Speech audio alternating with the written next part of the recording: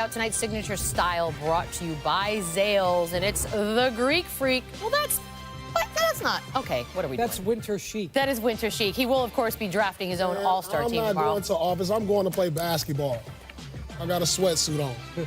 I know, but I built it up expecting some sort of catwalk moment. I'm going to hoop. Sweats. You know what? You love clothes. What are you talking about? Okay, you know what? I'm going to hoop. I'm comfortable. We're about to make a bunch of games a little more interesting for the degenerates at the table up here in a second. Before we get there, Coach, was he always this way? Always talking trash, friendly wagers, free throw games after, bet on everything. Come on, competitive in practice. Come on now. What? Give me some scoop on him. Oh, my favorite thing was when Tibbs would go over the scout report. He was the defensive coach. Kevin was our defensive leader. And they would butt heads on the defensive assignment every day. Tibbs would be like, we're going to do it this way. And Kevin would be like, no, we're not doing it that way. And Tibbs would be like, run it again, men. And Kevin would be so mad. They always got into it. But it was a great combination. You had your defense, our defense, and our defensive leader. They were butt heads, so how would we run the coverage every day? But at the end of the day, it worked out. We were the best defensive team in the league. It did work out. You don't even have to do it. But he never backed down to Kevin, though. He never backed down from Kevin. I'll give him that. You can't, right? You can't back down. That was a special team, obviously. Special is right, The start was crazy, too. That first month in September. Oh, that was took us 5 minutes to get through catch and shoot defense. Yeah, oh, man. If we didn't do it right, start over. That's it. Oh, by the way, this is your time to shine. It's time for wagers, and I believe. Oh yeah, run the fun thing first. Friendly Wagers, starring Michelle Beadle as the host, Paul Pierce as the wagerist, and special guest Brian Windhorst as the insider. And witnessed by Tom Thibodeau. The latest standings are as How did I fall? Low 500. That's Oh, hideous. I'm right behind Chauncey. I'm going to need a big night tonight, Paul. Tibbs, you are going to be watching us. Feel free to make fun of everything, Paul. Wendy, you in this? Of course he's in. All right, Wizard Did you Bucks. not just read the intro? All right, Wizard Bucks. First one, Jeff Green and Trevor Ariza versus the Greek Freak, the combination of points, rebounds, and assists. Who you got? I mean, of course I'm taking the Greek Freak. Me too. Did you get two players? You never know what Jeff Green's going to do. He's either going to have a triple-double or he's going to have zeros. All right. Sounds like a lot of guys in wagers. I'm going with the Wizards. Really? They got a lot of bad news going on over there. I'm going to take them. Okay. Hornets and Mavericks. Kemba Walker versus Luka Doncic. Points, rebounds, assists. Luka Doncic is one of the most stuffs the stats. Plus, tonight the Hornets are going to be off because there's a possible trade happening. Going with Doncic. And also, I would argue, as a veteran of wagers, Kemba is sometimes off, sometimes on, very much. So I'm going to go with on, Doncic. though. When he's But on. since you're going with when he's on, it's Doncic amazing. and you've been on a losing streak, I'm going the opposite of you, and I'm going with Kemba. You're not. Suns versus Jazz. DeAndre Ayton versus Rudy Gobert. Points and rebounds. Hold on. Okay, I'm gonna let Doncic go, but Gobert. Gobert. Okay. What does Thibodeau say about Gobert? Go Bear. Gobert. French. Points and rebounds. Points and rebounds. You realize that Ayton has to go up against Gobert. Give me Gobert. Thank you, Beans. That's what I'm Wait, are we choice. agreeing on everything? It's not good. I just got a good choice. Wait a minute, you're last place. I'll take Rudy Gobert, too. My confidence just plummeted. All right, last two. Rockets versus King. James Harden. The over or under 40 points. Oh, over. I'm going under just because I was going the opposite whatever you said there. He's playing the Kings. I don't like Yeah, this. over. He jumped in. Can we get one? Coach jumped in. Think about the pace of the game. New graphic. All right, I'll take the under. That's a good point. All right, Spurs, That's a good Warriors. The Warriors over or under 31 assists. Spurs are benching LaMarcus Aldridge and DeMar DeRozan tonight. I'm going to go over. I think I'm going to go over as well. Over 31 assists? Yeah. Over. Tibbs is involved now. I'm in, Paul. I'm taking the over. I'm taking the over. We've got two out of you. Now we have to get a There you have picture it. and a whole thing. All right, Tibbs is in. Feel good? Oh, We lured Tibbs in. Jalen and Chauncey did get their picks in because they don't ever want to miss it again. Wow, Chauncey went with Ariza and Green. It's the only difference, though. Everything else is exciting. Tonight's going to be boring when it all gets tallied up. I'm the only one winning under James Harden, 40 points. Okay, so you know what? My picks are the same as the leader. He'll end up with 39. Oh, I think Brooke Lopez is definitely watching wagers. Also leads the Bucks with 131 Get your wagers threes. in, Brooke. I'm going to check my phone. Get them in. Checking Before towards it's too if he late. got You got traded. 10 minutes. No, he's You got to hit not. Johnny He's Joe. not getting traded. Yeah. He's reading a comic of some sort, if I had to guess. Coming up, yeah, right now the Pelicans have AD, but how long will they actually keep him home in New Orleans? That and more trade deadline updates next. It was fun, last year's All-Star Game. This year, Bradley Beal will be a part of it. Draft is televised for the first time tomorrow, right after, what, are they frozen? That's weird. Right after what is obviously going to be a thrilling trade deadline. And I have missed your face, Woj, for the last 7 minutes. So let's get him right back on TV. And a couple of the names, Conley and Gasol out of Memphis. Those have been names floating around out there as far as the rumors go. Where are we on those? Well, Charlotte and Memphis have talked about a Marc Gasol deal here over the last several days. They're moving closer now toward what pick protections would be on a first-round pick, but they don't have a deal yet there. There's still some other teams trying to get involved with Gasol. And then Mike Conley, Indiana's been a team that has shown interest, and Utah have all been teams who've made offers to Memphis for Conley. They're still trying to get a pretty significant return for him, multiple draft picks. I think they'd like two, one with no protections, maybe one with protections. And so, that's tough to get in the marketplace. It's not inconceivable that they allow Mike Conley to finish the season out and then kind of revisit this with maybe a broader marketplace in the offseason.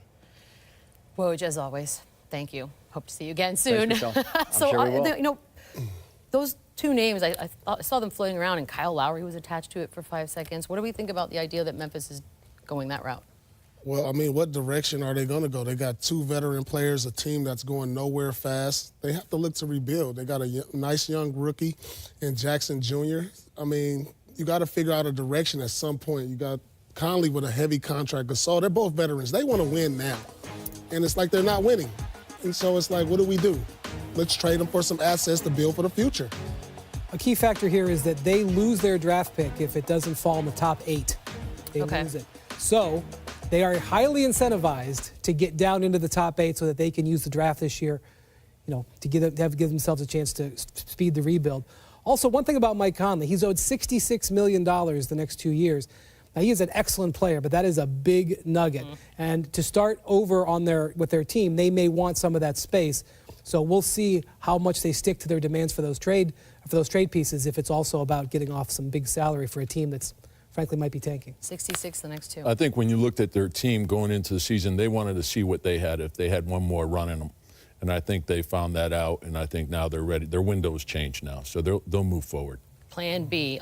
If you missed the biggest move that we've had so far from a team upper echelon has been Philly's acquisition of Tobias Harris from the Clippers. Sixers have gone from a big 2 beginning of the year. Now they have a big 4, having, of course, gotten Jimmy Butler and now Harris. But there is another side to this deal, and we've got to talk Clippers for a second. Throw a full screen up there. Reminder of who got what. This is who Philly got. Of course, Tobias goes nowhere without Boban, and I appreciate that. Mike Scott as well. Shamet, Chandler, Muscala, and then you've got your picks. So I want to ask you guys, a lot of people obviously after trades like this want to talk about who won the trade, who got the best end of the deal. We're looking at cap space for next summer and who would contend for the biggest names out there. You got Kawhi, KD, Kyrie. Wendy, I'll start with you. As far as the transition from the days of Blake and CP3 with the Clippers, where are they going? Well, the Clippers have made it something they do every year is trade their best player. They traded Chris Paul, they traded Blake Griffin, now they've traded Tobias Harris. They have set themselves up to have flexibility to add star players. I don't think this will happen, but they now, if they wanted to, could put together a heck of a trade offer for Anthony Davis. And by the way, Anthony Davis put the Clippers on his quote-unquote list of teams he'd be willing to re-sign with.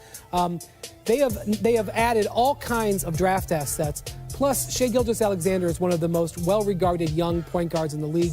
Harrell is a guy who is, really valuable in the small ball NBA.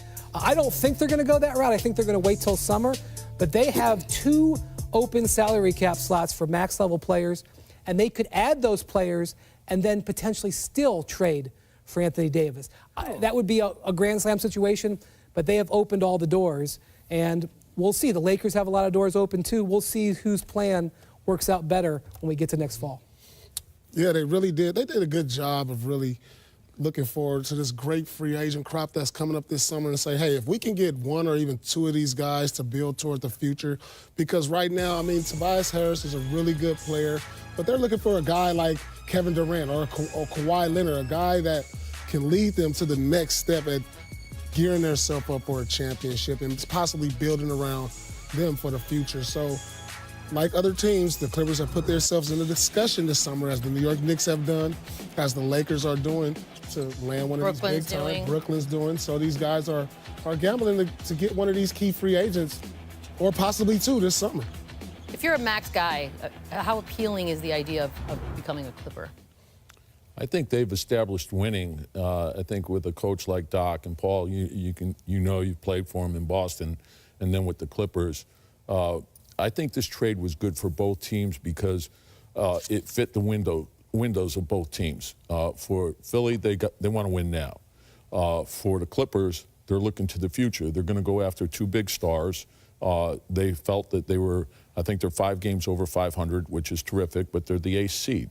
So they want to that's not their goal. Like Doc aims for championships. So he's going to take the risk to create that opportunity, and I think it's a smart risk. One more thing worth pointing out, they lose their pick if they make the playoffs. If they don't make the playoffs, which now might happen since they traded one of their best players, they keep their pick, which I'm not saying Doc would try to have happen, but that would potentially even make their trade offer for Anthony Davis even stronger come summer. All right, nerd alert, but if you ever played any of those strategy-based games as a kid, this is all fascinating to me because there's so many moving parts. This is the modern NBA. It seems like a year ago when we found out that Anthony Davis wanted to get traded. It hasn't been, but it seems like it. And there he is. He's practiced, participated in shoot-around this morning with his team. Of course, waiting to see if he's going to get dealt by tomorrow's deadline. Alvin Gentry said that he will not play tonight against Chicago. And now this is the big question, is if you're the Pelicans, and as the hours tick by, this seems like it may not happen by the deadline, what do you do with AD for the rest of the season? You sit him. You sit him. You can't. No, there's no way you put him back out on the court because he's trade bait. You don't want anything to happen to him, small injury, big injury. Something's going to happen either today, tomorrow, or in the summer. So you need him as healthy as possible. This is their biggest asset, and you don't want to tear that down or lose that or devalue that by him going out there getting injured. The injury idea, I think. I hate to keep talking about tanking, but they have the 9th worst record in the league right now. They are 3-10 without Anthony Davis. They are 20-21 with Anthony Davis. They need to lose. Niko Mirotic is not playing tonight, probably because they're trying to trade him, and they're trying to take this team apart a little bit. And you sit Anthony Davis and you lose, and maybe you get down to 6th or 7th pick, and you have a better chance to get into that top 4. So you most recently dealt with the Butler situation in Minnesota. How do you assess this? Well, I think you always have to do what's best for the organization first. So once he made the trade demand, I think they'll take a look at their offers. They probably have established what they're willing to accept. If it happens before the deadline, they'll do it. But if not, they'll wait. And I think once they get past the deadline, they'll make that decision. He is the big asset for them. They can't risk injury. They're basically out of the playoff position right now, so it doesn't make any sense for him to play. We're headed for something a little awkward. All right, I like it. If he's shut down for the rest of the season, which he doesn't want, he's got to play in Charlotte next week in the All-Star game wearing a New Orleans jersey. His last game representing the Pelicans could be in the All-Star game. You can't write We wouldn't even be talking about all this. When you get a generational player like this, you have to do what you can to keep him. If you re-sign Rondo and Boogie Cousins, we wouldn't be talking about trading him today, I guarantee it. Well, you can't guarantee it because there's no way to prove it. Well, there'll be a better team, I'll bet you that. I mean, yeah, I wouldn't argue Friendly wager. Already, we've already changed him to a different man. All right, I can tell if you're watching this show, you clearly love the NBA, and right now, Rachel better be getting her sleep because Menagerie. Oh, look at Paul's going to be there tomorrow as well. I'll be there. I believe 3 hours live, The Jump, starting at 1 Eastern, 10 a.m. out here on the West Coast. There will be a lot to talk about. And then, after the deadline finally passes us by, NBA Friday doubleheader. Jokic taking on Embiid, 7 Eastern. And That's a nice matchup. that's actually going to be fun. Karl Anthony Towns will lead the Timberwolves against the Pelicans. Both those, of course, on ESPN and the app. Now you got me thinking about the All-Star thing. Why was Anthony Davis up there? Well, because we haven't changed everything yet, okay? We're behind. Averages the 5th most possessions per game. All-Star Chris Middleton is a big part of that. Has Milwaukee leading the Eastern Conference with 117 points a game, 2nd in the league. And we, of course, will continue the college basketball crossover right here on NBA Countdown. The most anticipated NBA draft prospect, well, since LeBron. How valuable might Zion be? Next.